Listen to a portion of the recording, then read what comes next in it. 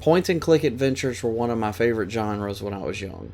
As best I can remember, this seemed like a PC exclusive genre back then, and I loved it.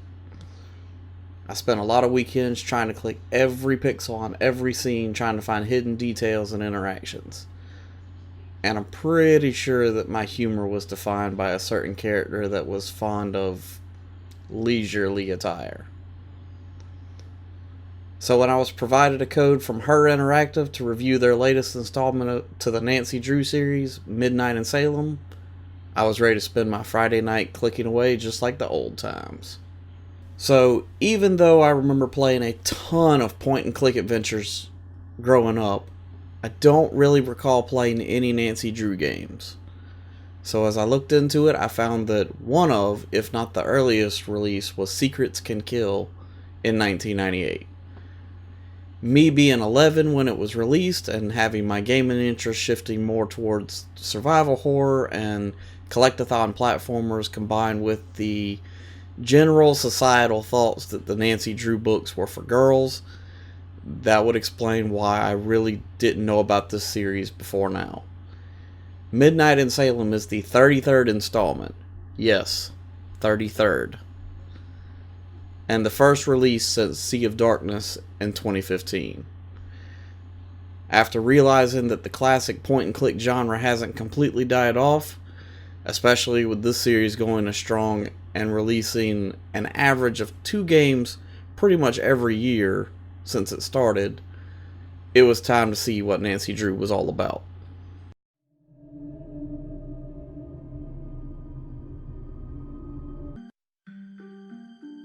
Dear Ned, Austria has been wonderful so far. Dad called. He wants me to get an old relic while I'm here, the Book of Apologies, which dates back to the 17th century witch trials in Salem. I'll be going to Mosam Castle to retrieve it before I head back to the States. It's said to be haunted, so I'm expecting some good scares and mysteries. Ever yours, Nancy.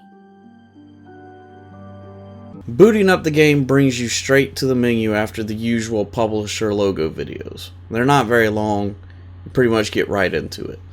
The menus are simple. You've got your new game, load game, adjust settings, and an extras menu. But for the most part, very simple to get into.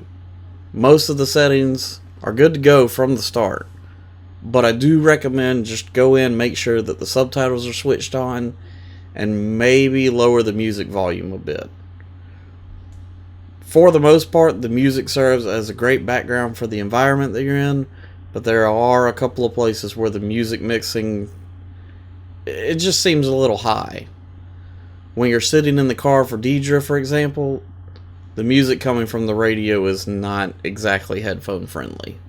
Before they change their bassist. I meant the case. What do you think about it? I don't like the judge. Yeah, I kinda got that. I think the feeling's mutual. Well, he's a jerk. Maybe he burned down the Hathorn house. What? You don't think so?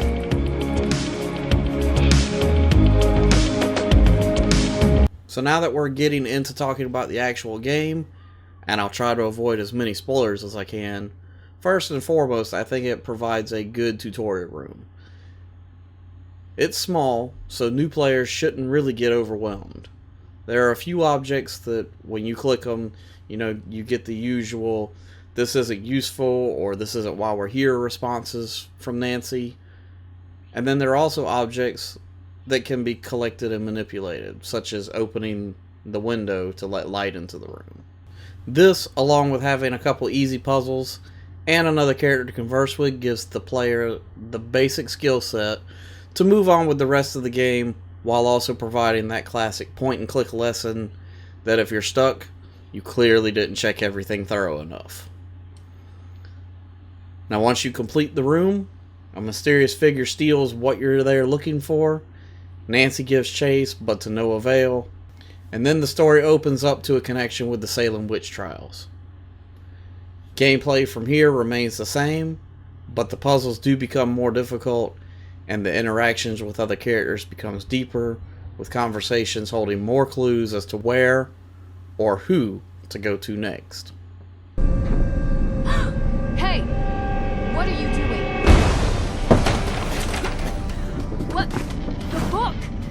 took the book. Now let's talk about the graphics. This is a huge leap from the pixelated imagery of games I played from the early 90s. Having a 3D environment to explore as opposed to a single screen room is really cool, and it adds so much more stuff to check. However, I would have to say that my biggest complaint in this area would be that the speech animations and voiceovers don't exactly stay synced up. Is this a deal breaker? No. Is it annoying? Yes. This is even more glaring when the subtitles are switched on. The voiceover will be finished and the subtitles are still 3 sentences behind and the mouth is still moving. But this is just a minor glare, and I'm sure that it could get patched out in a future update. Aside from that, most of this game looks really good. The people, the environments, puzzle objects, it all looks like it belongs in this universe. As for the story, well, it's good. Like I said at the beginning, Nancy Drew books were for girls when I was young, so I'm not really sure how this story stacks up to them. I did, however, read some of the Hardy Boy books, which I now understand were just the boy equivalent series. So, with that comparison, this story falls right where I would expect it to now. And again, without getting into spoilers, that mysterious figure from the tutorial, he ties into that mysterious fire that Nancy winds up in Salem to investigate. So my overall thoughts on this game was it was a good way to spend a couple evenings searching for clues. Using the walkthrough that comes with it when you purchase the game, I finished on the amateur difficulty in around 9 hours or so.